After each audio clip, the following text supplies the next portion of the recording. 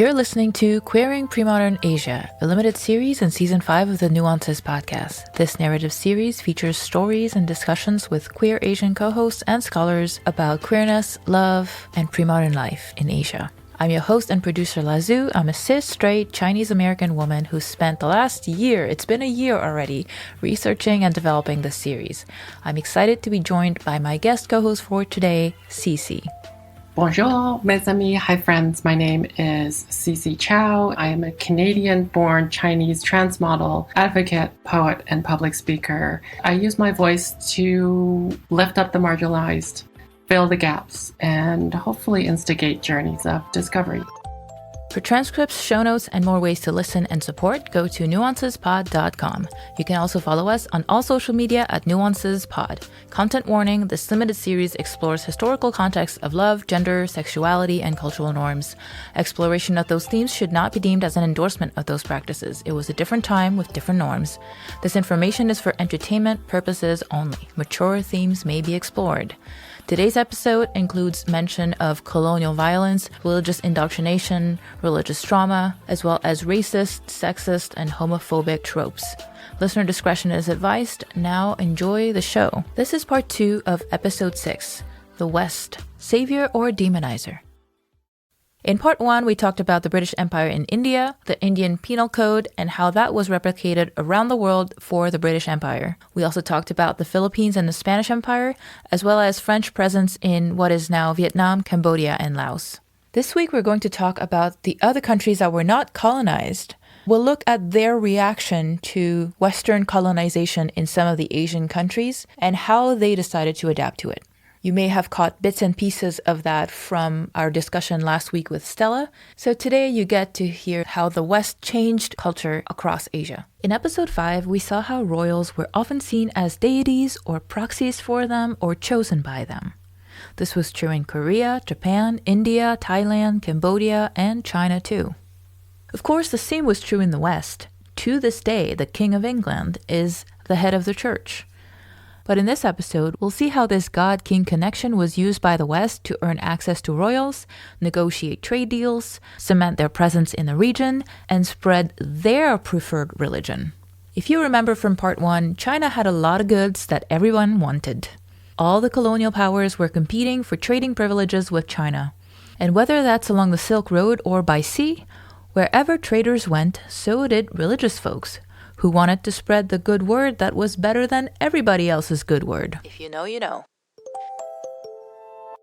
In 1557, China granted trading rights to the Portuguese on the Macau Peninsula. A few decades later, the Jesuit priest Matteo Ricci entered China through Macau. He had to wait 9 years to finally get to meet the emperor, but he did it. When you want to have an in with the emperor, there's 2 ways you can go about it. You can bully and threaten them if you have the upper hand, or you can prove that you're useful and won't get in the way if you're a Jesuit priest who wants to tell everyone about Jesus. The Jesuits knew this. They showed interest in Chinese culture, in their ancestral worship rituals, and other customs. And believe me, my ancestors, lots of customs. The Jesuits also had an irresistible offer for the emperors. They were very good at astronomy.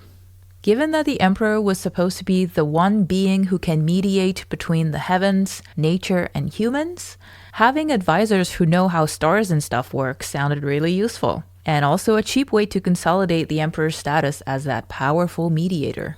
Sure enough, the Jesuits were retained as advisors by the imperial courts of the Ming and Qing emperors for 150 years. Jesuit missions were in. They let the Chinese continue their rituals while teaching them about Jesus too.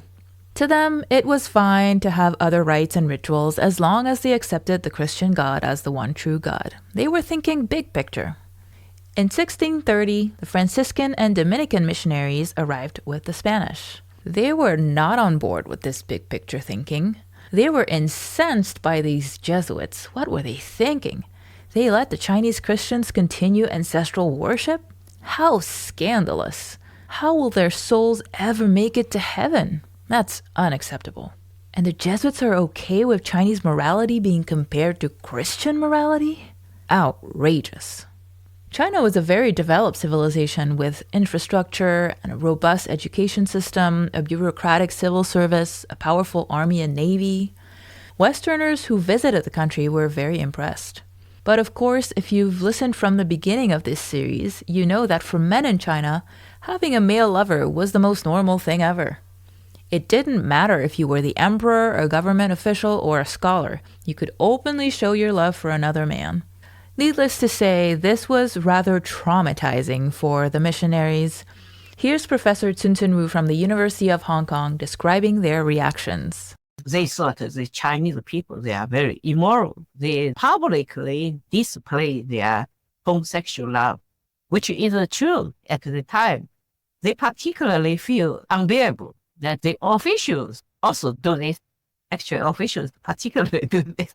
In their writing, they say, China is very civilized. The city is, the building is beautiful, the culture is beautiful. The only thing is most officials, they will have a male lover.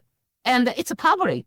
What a shame. But at the time, because the missionaries do not really have big influence to Chinese society, so it's fine.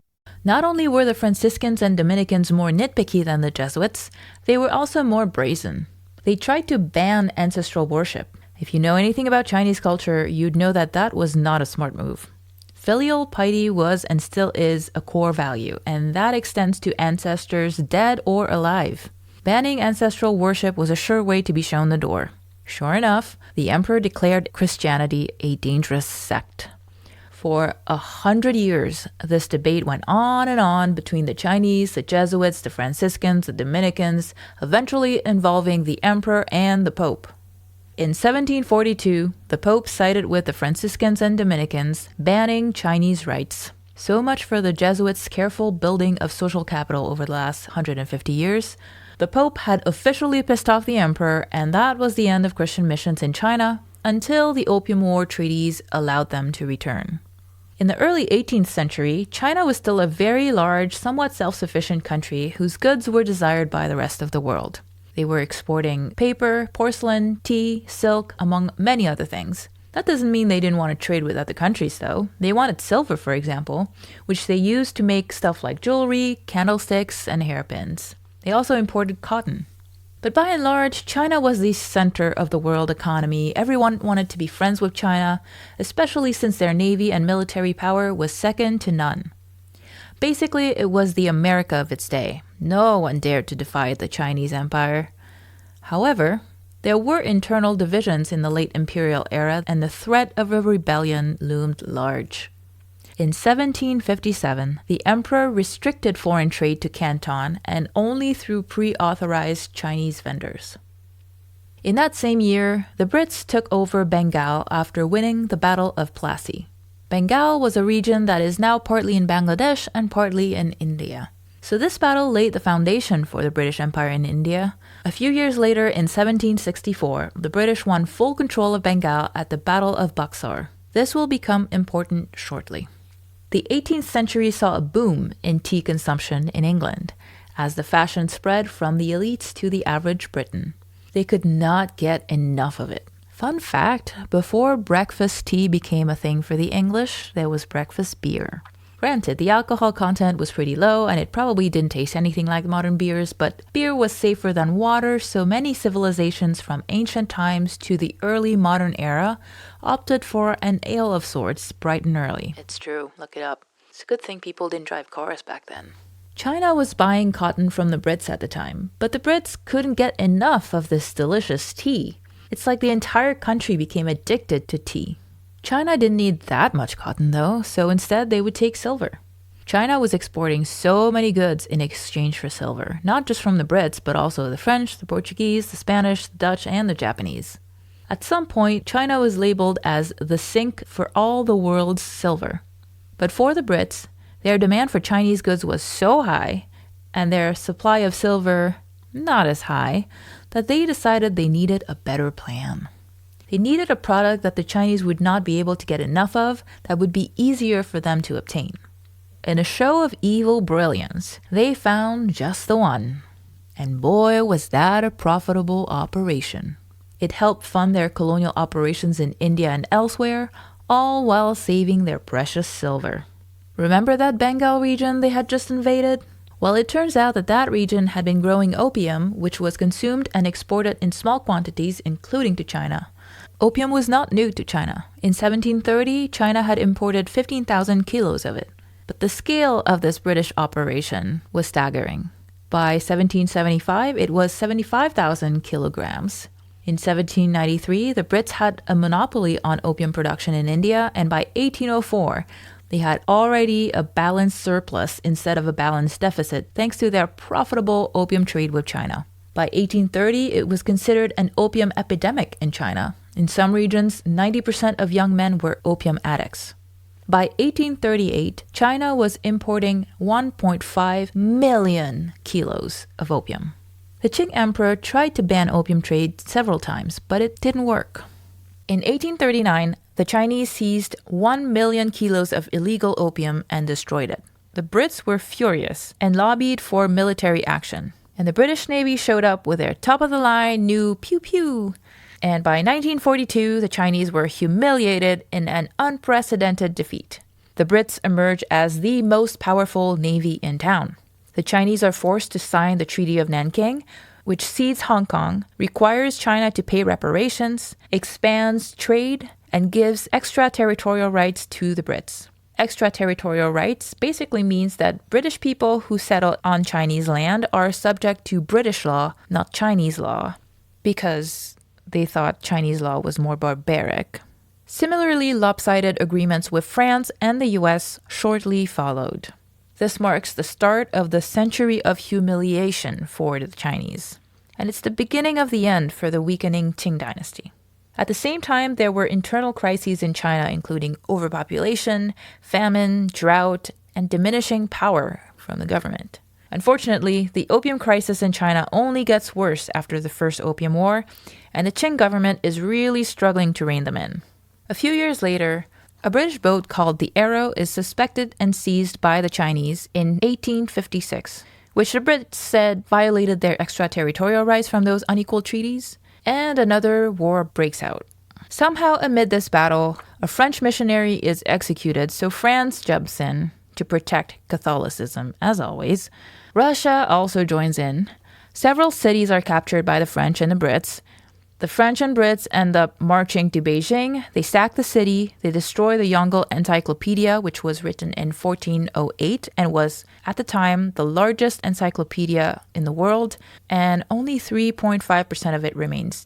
They also looted and burned down the Summer Palace, killing 300 eunuchs and palace maids in the process. Another treaty is signed that allows further trade concessions, opens up foreign travel to other parts of China, and allows missionaries to operate inside China.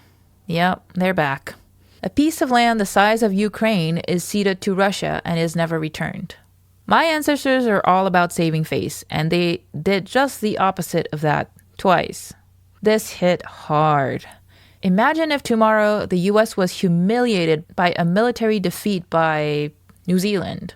It would probably make the entire country question everything about American exceptionalism that we've bought into our entire lives, right? Same thing happened in China.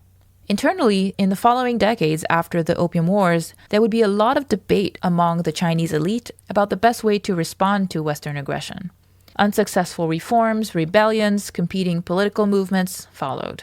Some scholars would believe that Confucianism and traditional Chinese values were the reason for Chinese defeat and started aggressively advocating for Westernization, because Westernization seemed almost synonymous with progress. Western-style schools open up for girls modeled after missionary schools. Elite women even start to go to study abroad. There's pressure from the elite to embrace Western science, technology, and trading with other countries as equal, as opposed to the tribute system that requires gifts to the palace from visitors. Education among women quickly became the norm, and soon both male and female writers would condemn traditional Chinese femininity as backwards, as the New Culture movement and the New Woman movement took hold. By emulating the West from political to economic and moral standpoints, China vowed to catch up to its Western rivals. And since now the missionaries could do whatever the hell they want, you can bet those Christian homophobic values were spreading far and wide. Indeed, the official history of the Qing dynasty is the only one that does not include the chapter about the emperor's male favorite. In order to save face, to restore their honor, my people felt like they needed to distance themselves from anything that the West considered backwards. And that, of course, included all the gay sex. In fact, my ancestors were so good at what they were doing that they successfully buried queerness for generations. When I talked to Professor Tsun Wu, she told me that she had not heard about even the concept of homosexuality until she was in college studying literature. After 20th century, they just cover it up. No one mentioned it. So when I was studying Chinese literature in university, I never heard anything can be called same-sex love or homosexuality. Just totally covered. And then at the time, that was the 1980s, in the newspaper, they were mentioning that now Western is a terrible society, that people just say the homosexuality is tolerable. And they say that in China, like traditionally, we are very moral. We naturally do not have this nature existing. That is really ridiculous. It's very, very ridiculous. In the first half of the 17th century, Japan's shogunate had exclusionist policies. The main reason was that they saw Christianity and trade with Europeans as related to rebellions and peasant uprisings in many communities. After the Opium War, not only was China shook, but Japan too. After all, China was the superpower in the region. Here's Professor Sachi Schmidt-Hori from Dartmouth College explaining. Prior to this gunboat diplomacy, China was defeated by the Brits twice in two Opium Wars. That really shook the rest of Asia to its core. If China can be defeated, we have no chance. We are like tiny island. They were so eager to survive, and they needed to just emulate whatever the Western, more civilized countries were believing, doing. And then also through the contact with the West, people in Japan internalized like so much shame about everything, about their sexuality, about the way they dressed, about their traditions, about the food they ate, the way they lived. Because until then, the limited contacts were foreigners who wanted something out of Japan, like missionaries or merchants. So they wouldn't like say, hey, you're doing it wrong, right? But like military naval boats and these commanders, they're like, if you don't want to give us what we want, then, So yeah, the message was clear. I think underlying psyche of modern Japan is like deep shame, like racial, cultural, kind of historical shame, and desire to be, acknowledged by the West. So it is still today, they want Western approval. Meanwhile, the US and other Western empires wanted to trade with Japan, though. And if they weren't going to open up willingly, well, there's always guns. In 1853, Commodore Matthew Perry led a fleet of 4 ships to Tokyo for some gunboat diplomacy. Basically, let us in or we pew pew pew you. You become much more interested in buying option A when option B is death.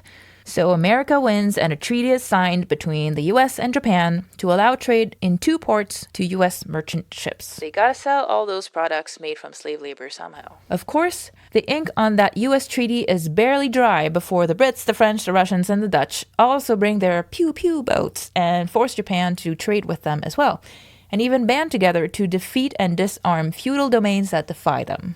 This had a profound effect on Japan, as Professor Schmidt-Hori says. Prior to so-called black ship of Matthew Perry, Japan didn't trade with other countries except for the Dutch and Chinese people. They were detached from what was going on to some extent. And then when the US Navy boat came and then forced Japan to open up its ports, Western ideologies, values, technologies, things just flooded into Japan, and the elite people of Japan was like, oh shit, we were doing it wrong all this time. We were not supposed to be dating teenage boys. We were not supposed to be wearing makeup, all kinds of things that are like frowned upon in the West. They finally got the memo and then they overcorrected, including, turning into this only modern time non-white empire. Japan is an anomaly in that regard. So it was a reaction to a huge threat. It's either becoming a subject to the Western powers or to just copy what they do. In 1858, another treaty was signed with the US to open more ports and allow foreigners to live in certain designated cities with extraterritorial rights, just like in China. The new trade pretty much upended the Japanese monetary system.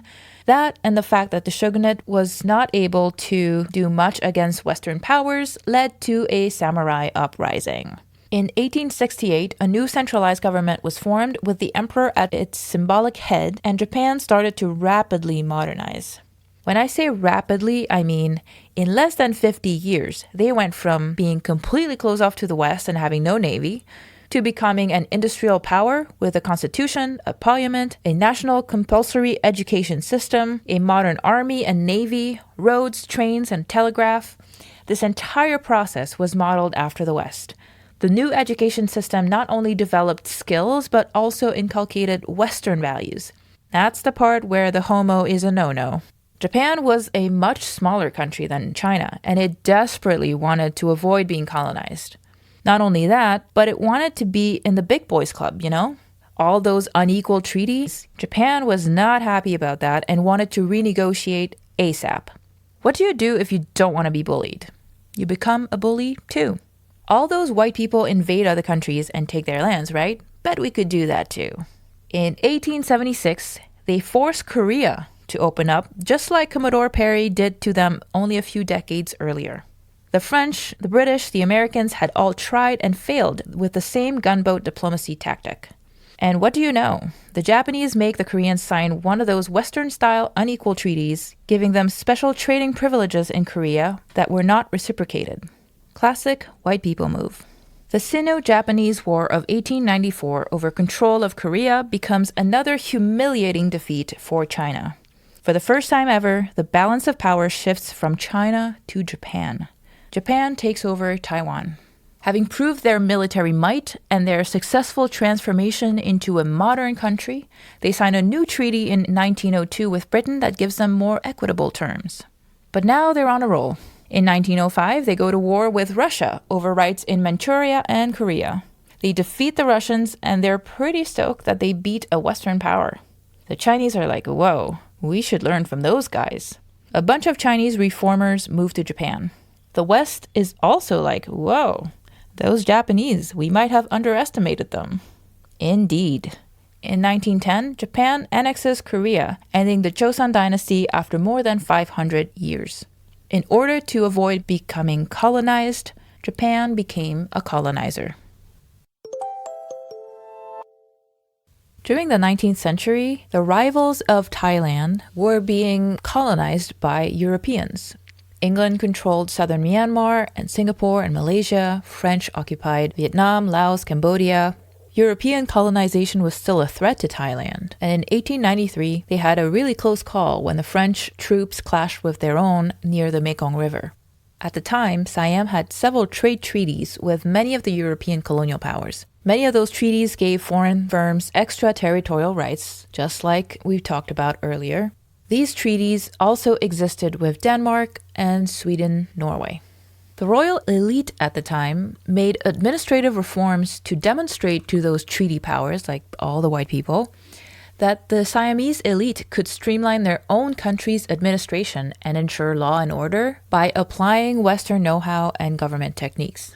Basically, they're like, you don't need to come over here and civilize us. We can take care of that ourselves. We will show you that we can be just as modern and Western and all those things as you are.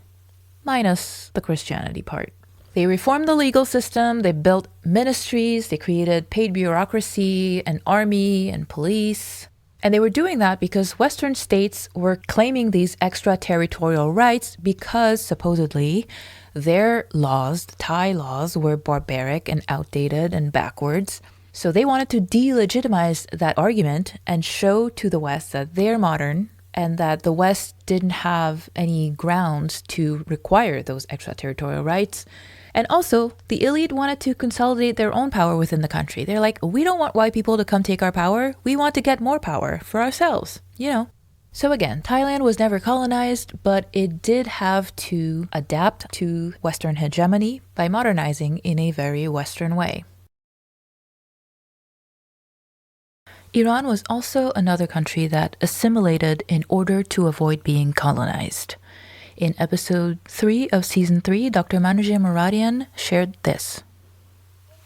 In reaction to European colonization, the Iranian elite, the learned class, and this new Shah, their strategy for resisting European domination was to say, oh no, we're not some backward savage. We're actually just like you. In fact, we're the true Aryans, okay? And so they take this word, Arya, from these ancient Persian texts that is not a racial term, to say that Iranians are really Aryan. So they literally adopt a racist discourse from Europe and try to use it to assert equality with Europe so that they won't be subjugated by Europe. Because, of course, Asia was deemed the inferior other to Europe. So this Persian nationalist identity, it's racist, it's anti-Arab, it's anti-Black. It tries to exceptionalize Iran so that Iran can avoid the fate of being dominated. When I talked to Niloufar Rassouli from the Swiss Institute of Technology, she also referred to this very real threat, referring to the travelogues written by Europeans who were commenting on the failure of morality of the Iranian people. Progress is seen as something generally desirable, right? But the thing is, there is a direction implied. Progress, you move forward. If you're not progressing, you're going backwards. This idea of backwardness was used by the West to justify oppression. Here's Niloufar Rassouli talking about this very point.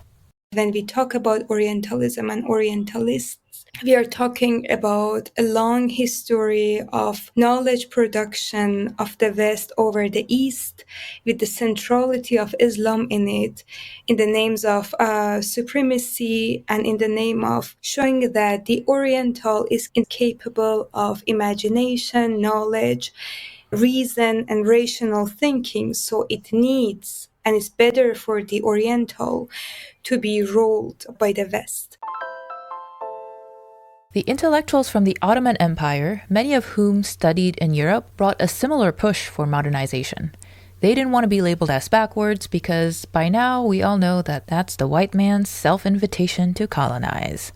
Between 1839 to 1876, the Tanzimat reforms of the Ottoman Empire attempted to preserve the empire by modernizing. It reformed its military to emulate European armies. It changed its policies to be more secular instead of favoring Muslims.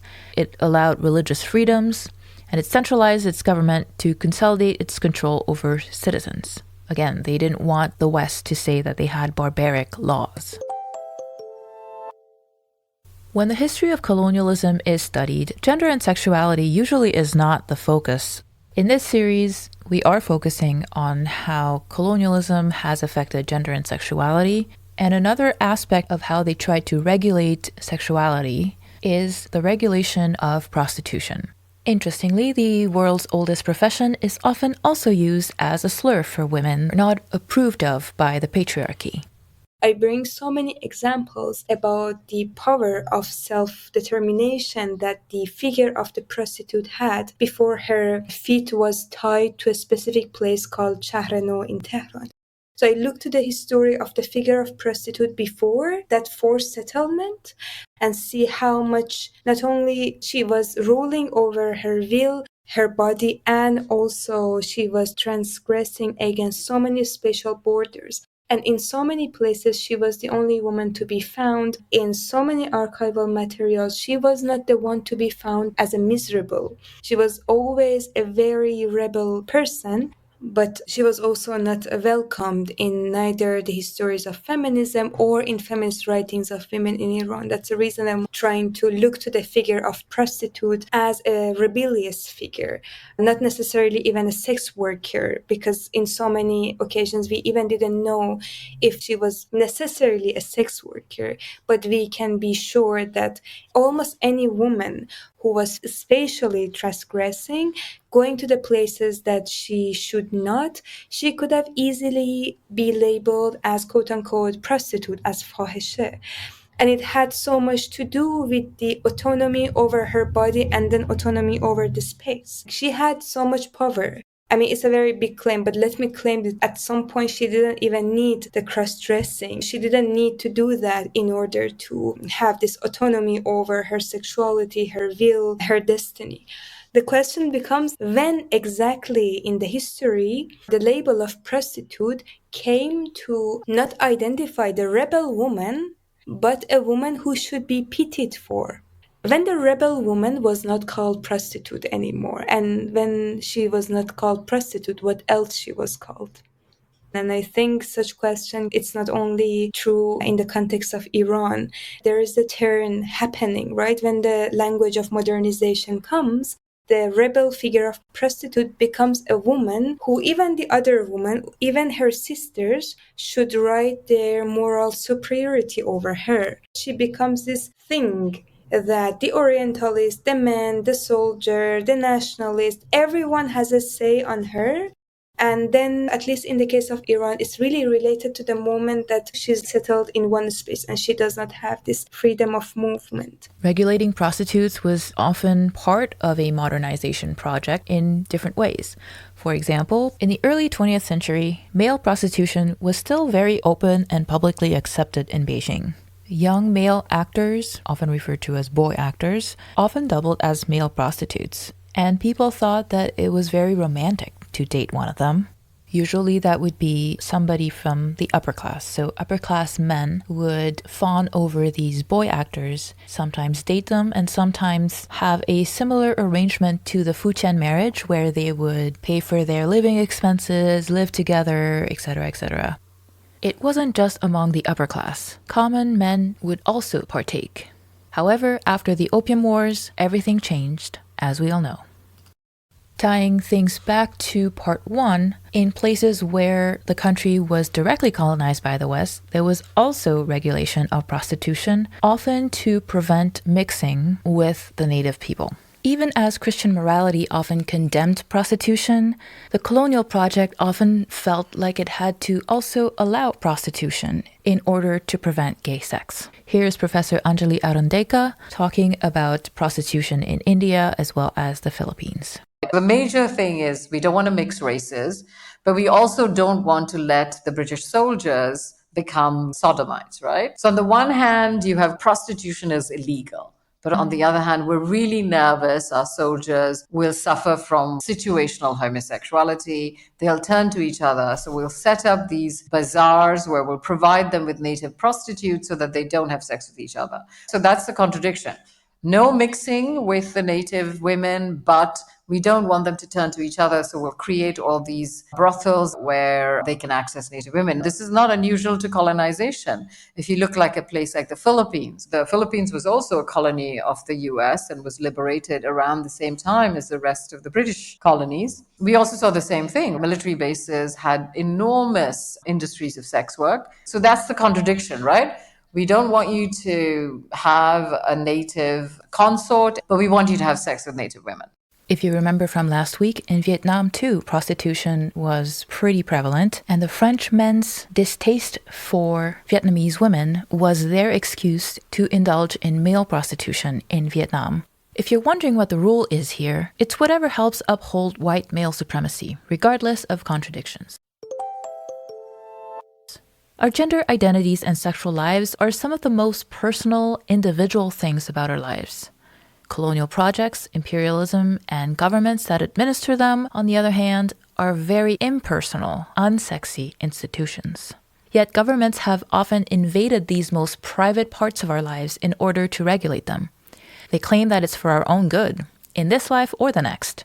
Even today in the West, evangelicals want the government to control whether a woman is allowed to save her own life by terminating a dangerous pregnancy, whether a suicidal trans child can have access to a hormone replacement therapy that could save their life, and whether people can marry whoever they choose and however many they choose. Colonialism does not exist in the same form anymore. But imperialism is alive and well. If in the previous iteration, colonial projects were masquerading as civilization projects in the name of the freedom of Western religion, today it is in the name of liberating women and queer folks. The thing that hasn't changed is that the West is always the one setting the standard, because that's the privilege of Western hegemony. If 200 years ago the West was pointing to gay sex and polyamory with disgust for our barbaric Asian cultures, today they are again pointing in disgust at our prudishness, our lack of queer rights, our lack of gay marriage. Even as we wrestle with these puritanical religious beliefs here in the West, in the same breath, we're often engaging in pinkwashing, pointing to our supposed support of queer rights or women's rights to detract from the ongoing imperialism we engage in. Whether that's Islamophobic rhetoric we hear about women in Iran and Afghanistan, or the dehumanizing rhetoric about queer Palestinians, the West is always positioned as the savior by demonizing the other. This isn't to say that Asian countries today don't have problems. They certainly do. But just as with the history of Palestine, where you start the clock sets the framework for the entire narrative. From a purely modern lens, the West has always been the paragon of progress. But roll back time and things look very different. And that is why this series exists. As a collection of stories from pre-modern Asia that truly showcases the sexual diversity that was part of our cultures long before it was embraced by the West. In episode 1, we heard swoon-worthy stories of male-male love from China, Vietnam, Korea, and Pakistan. In episode 2, we talked about female-female love in China, Japan, Iran, and Korea. In episode 3, we heard about third gender priests throughout Southeast Asia, as well as gender fluidity of the Chigo, the Buddhist acolytes, in pre-modern Japan. In episode 4, we explored how romantic love was often more tied to same-sex love than love between husbands and wives, before modernization forced love to be locked in matrimony. In episode 5, we zoomed out a little bit to look at religion and mythology and what they tell us about attitudes towards sexuality. Last time, in episode 6, part 1, we looked at Section 377, the anti-sodomy framework for the Indian Penal Code, and its devastating effects on the vast majority of the British colonies, and how the British, French, and Spanish demonized the local cultural and religious beliefs as well as sexual practices of the native people they colonized. And in today's episode, we saw how even the countries that avoided being directly colonized did so by assimilating, sometimes too well, like in the case of Japan. I hope this series makes you think of the histories being left out every time a version of history is being told. Thank you so much for listening. I'm going to bring back Cece in a bit, but before I do that, this has been a labor of love, and I would be honored if you would like to support. There are many free ways to support by, for example, writing a review on your favorite podcast platform. There are many other ways at nuancespod.com/support. Writing and researching the series has been so much fun, and if you enjoy my writing, you might want to subscribe to my Substack, lazoo.substack.com. I'll have a link in the show notes. There, I will share occasional essays, behind-the-scene updates from the studio, bonus episodes once in a while, and I've also gotten requests to share some of my music as well. It's free to subscribe, or you can become a paid member for $5 a month or $50 a year if you enjoy my work and want to help sustain it. Either way, I'm super grateful for you. Thank you for being here and being interested in these stories. All right, let's bring back our co-host, Cece. Cece, thank you so much for joining me yet again on the Nuances podcast. You just finished reading this very long script I sent you. I'm sorry it was so long. What was your thought as you were reading through those stories? What came up for you? I think the biggest thing that came up for me reading all the stories of Chinese and Japanese history and all of the colonizer churchy influence is that the things experienced then are still happening to us now. And the way that people in power like to use religion and demonize sexuality that isn't the heteronormative sexuality. They're still using that to control the people. They're using it to get people to conform. They're using it both ways, right? And conservatives here are still trying to impose these kind of prude, very conservative Christian values, right? But then as a so-called progressive country, right, we're also judging Islamic countries and other countries that are not Christian, that maybe have fewer gay rights, which we took away like a long time ago. And now we're saying, you guys are backwards. We need to invade and liberate the women and liberate the queer people. That didn't quite work last time, did it? Yeah, it's really frustrating, especially the part about Palestine and how conservatives, they'll say to the queers, you know, it's really terrible for gays in Palestine. But it's like, yeah, because white people made it that way. It wasn't that way before. Even if it is, that doesn't mean they shouldn't have human rights. I was particularly interested in what you thought about Chinese culture, because I know in your own story, you've told me about your family not accepting queerness. So what was it like reading about how that culture changed? Did that resonate for you? Did you see a lot of your family's reactions in those stories? I really did. My family is from Hong Kong, which is sort of this very colonized part of China because the British did their thing and they said, this is ours now. The Hong Kong Chinese in particular have this superiority complex over mainland Chinese. Sort of this, oh, we're so much better, we're like more modern and all of these things. But really what that amounts to is we are so much more British. We are so much more white than mainland Chinese. And that already feels almost like a model minority myth within Chinese populations. My family is very British colonized, and a lot of our culture that my parents grew up with and, you know, my grandparents grew up with was very British.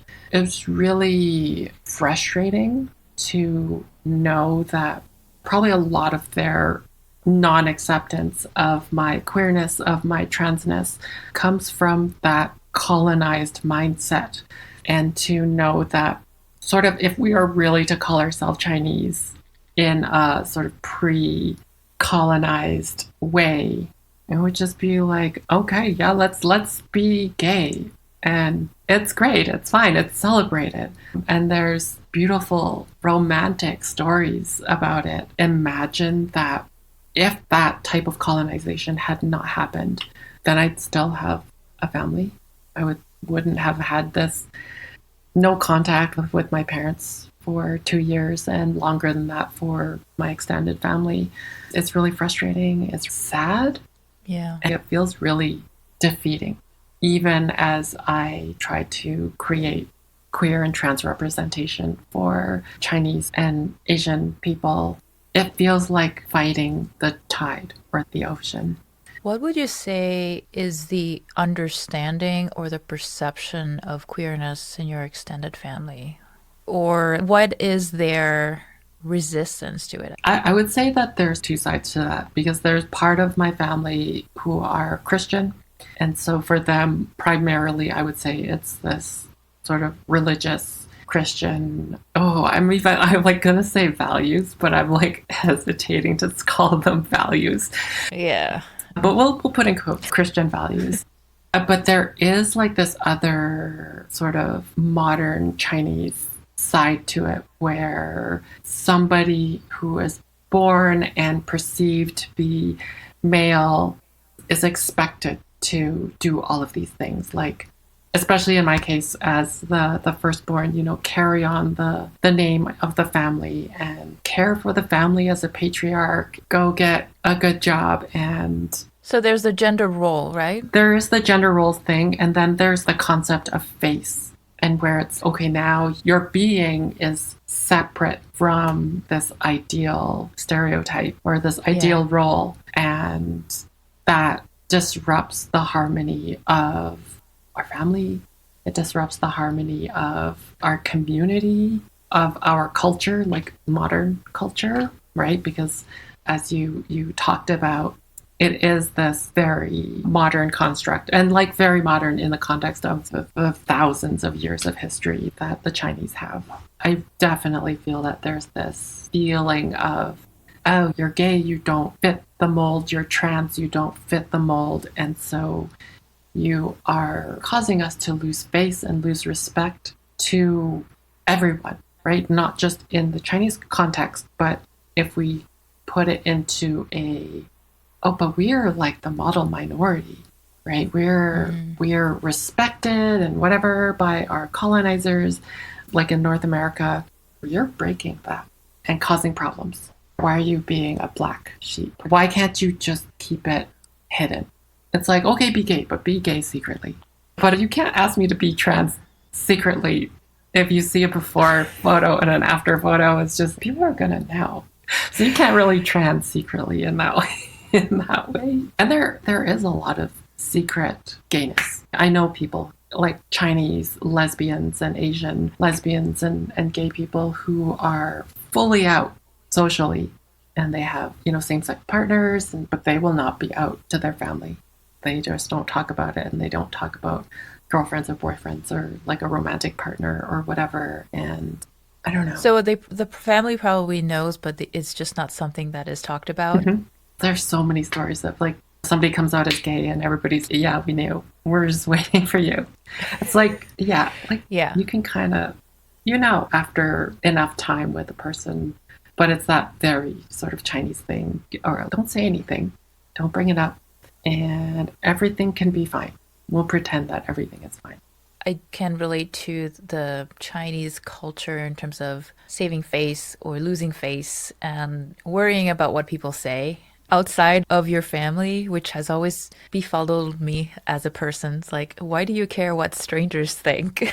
But it has been very interesting for me to learn about the history of, China was this big empire and everybody basically had to be like, oh, China is the biggest, Mm-hmm. And then all of a sudden they were not. And it was this huge cultural shift where they were ashamed and they were worried about all these other people who respected us and feared us. Now they're all mocking us. I wonder if that's where that comes from. Their pride was hurt, and several generations later, here we are. A lot of generations later. And I suspect there is that aspect of it. And you talk about how Japan turns everything around, or modernizes, I guess would be the right way to say it, in like 50 years. And they're like, we don't want what happened to China to happen to us. We're just going to assimilate. We're going to become like people that beat China, so they won't come for us. China was the pinnacle of civilization. Everybody wanted to be China. And it breaks my brain that it feels like suddenly the British were able to come in and be tricky enough to defeat them. They had bigger, better guns. Which we invented in the first place.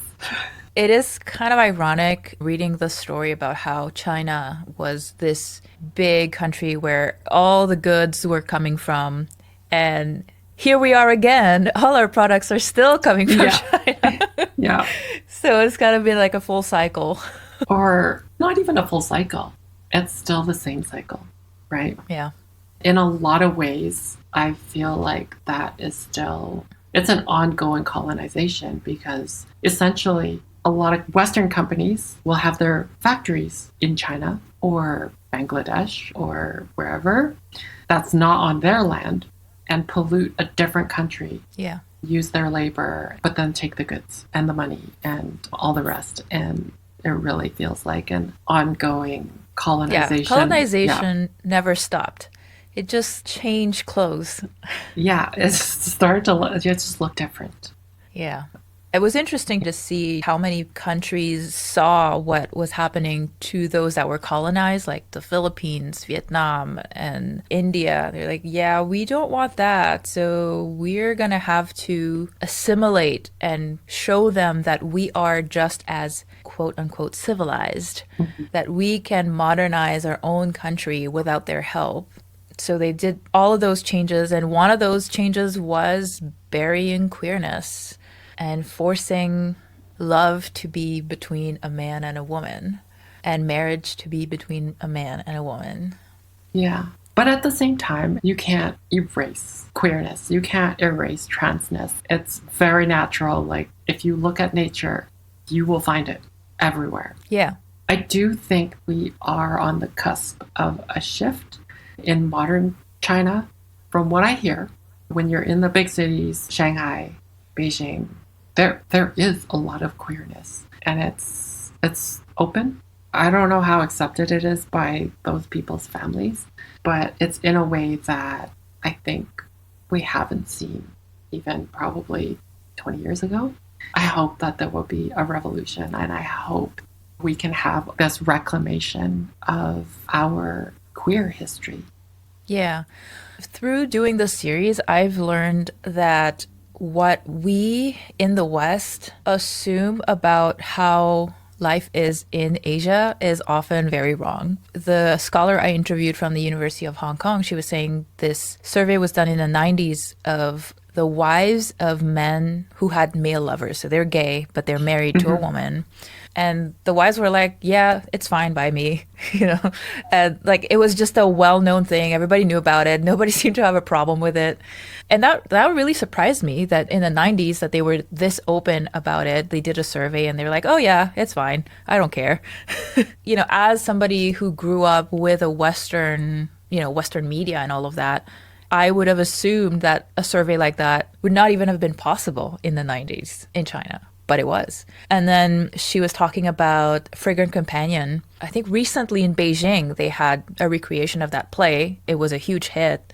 So it's a lot more open than a lot of people would assume just from what you hear in the news about China, because I think Western media is always very biased against China. There's a lot of critical things to say about China for sure, but I do think that they go out of their way to paint China as this backward place, which is exactly where we were a couple hundred years ago.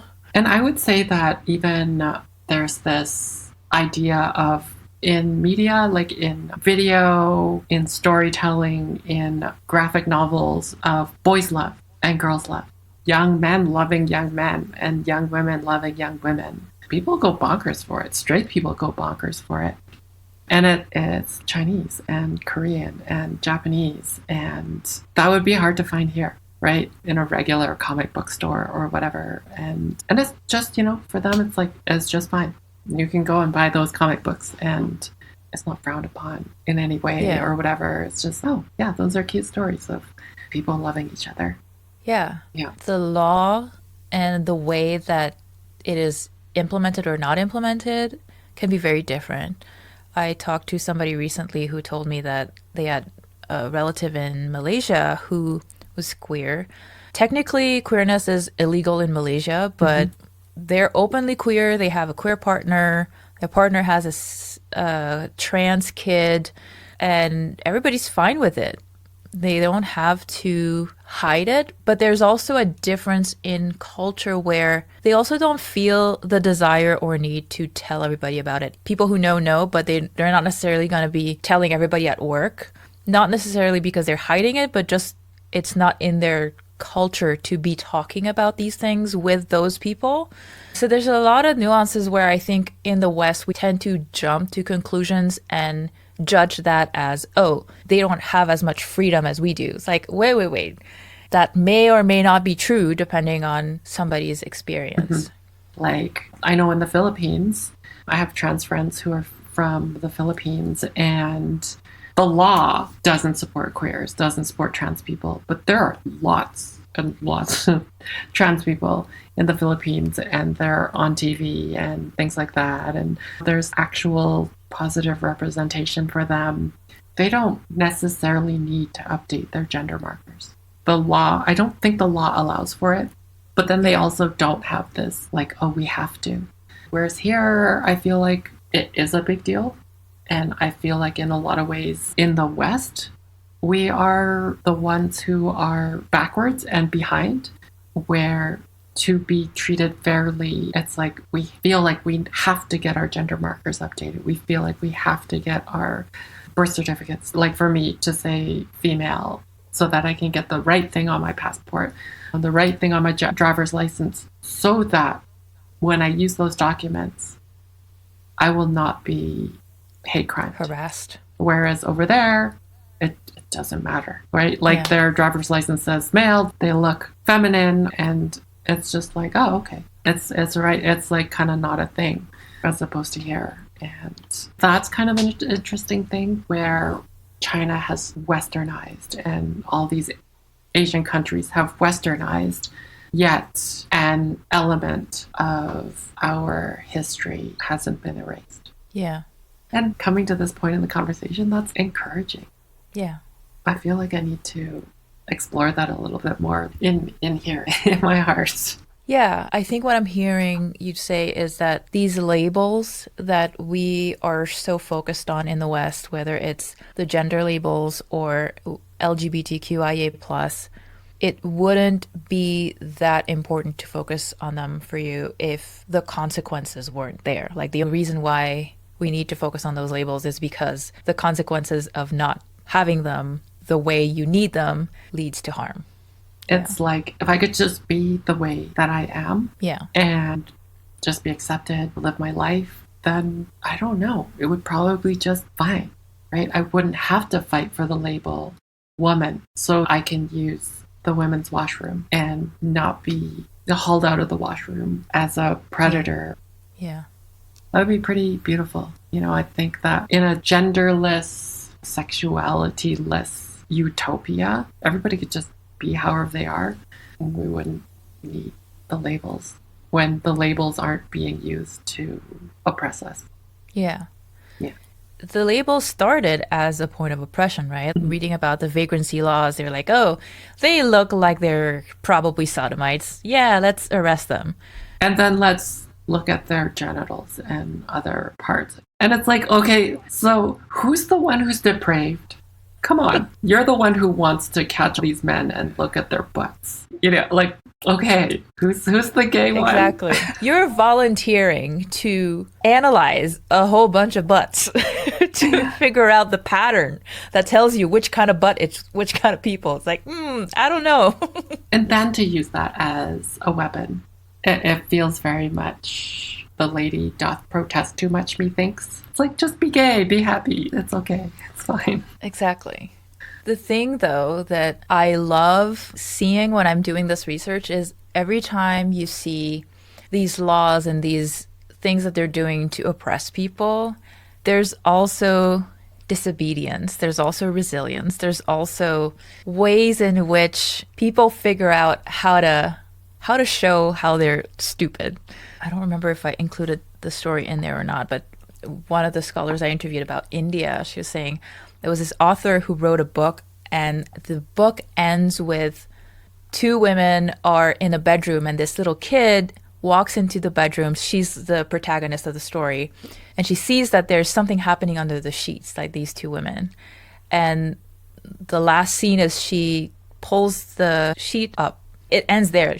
They don't describe anything else, right? Mm-hmm. And so then the book was banned, and they were trying to prosecute her for trying to spread lesbianism or something. And they said, lesbianism doesn't exist in India. So her lawyer was like, if lesbianism doesn't exist in India, then how do you know that there's lesbianism in that story? It doesn't exist. Mm-hmm. It's perfect. And they couldn't do anything. It was like brilliant. And then the Golden Orchid Societies, you know, mm-hmm. like women just were like, yeah, we don't want the men.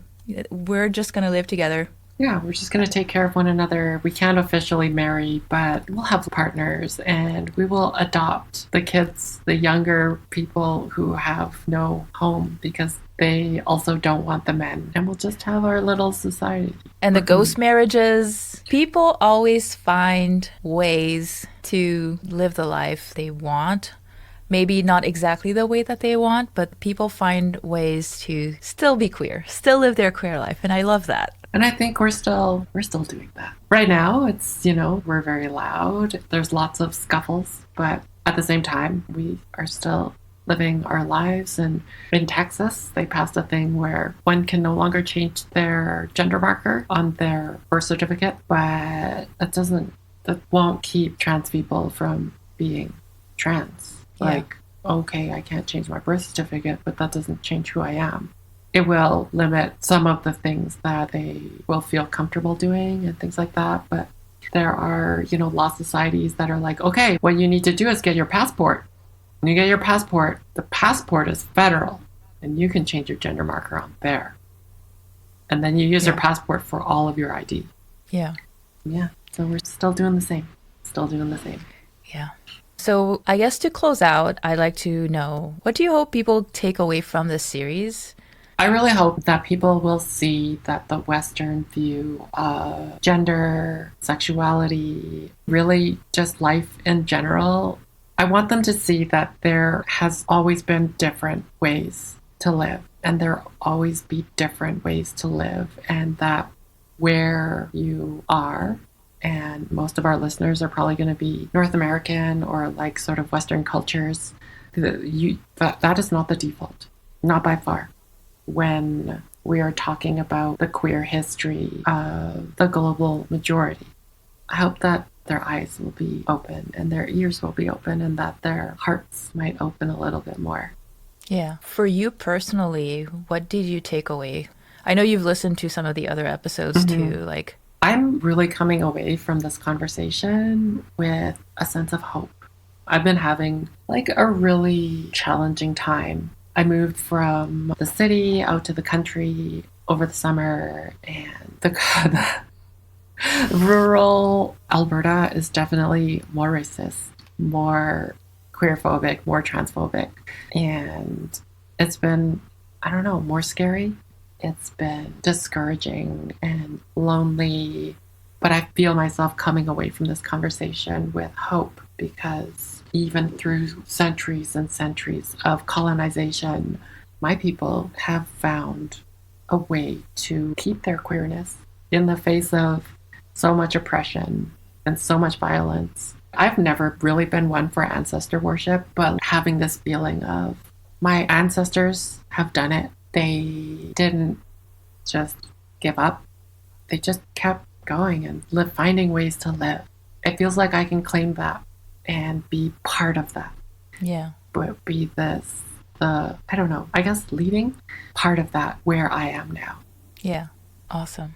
Thank you so much for taking the time to do this with me. Always great chatting with you.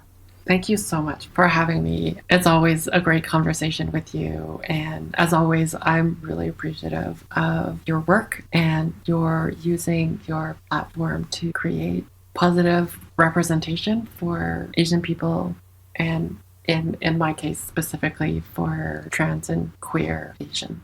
Yeah. Thanks. Yeah. Thank you so much. You're welcome. Yeah. My goal is that this series is an invitation for all my straight folks too, to listen to those stories and get interested and get involved. So thank you so much for helping me do that. Thank you. It was definitely my pleasure. A big thank you to our co-host Cece for being here on the show today. Cece was on Season 4, Episode 7, also Season 1, Episode 7. I will have links to both of those in the show notes if you want to hear her story. I would like to thank our scholars, Professor Sachi Schmidt-Hori, Associate Professor of Japanese Literature and Culture at Dartmouth College, Professor Tun-Sun Wu, Professor of Chinese Literature at the University of Hong Kong, Professor Anjali Arundeka, Professor of Feminist Studies and South Asian Studies at the University of California, Santa Cruz, and Nilufar Rasuli, Doctoral Fellow at the Institute of Technology in Zurich. I want to thank all the co-hosts who have been part of this series: Edmund Chan, Karen Zhang, Tony Nguyen, Manoj Badi, Shreya Sharma, Stella, Cece Chow. Research, editing, writing, sound design, and music was done by me, Azu, and I hope you will tune in soon for another nuanced conversation.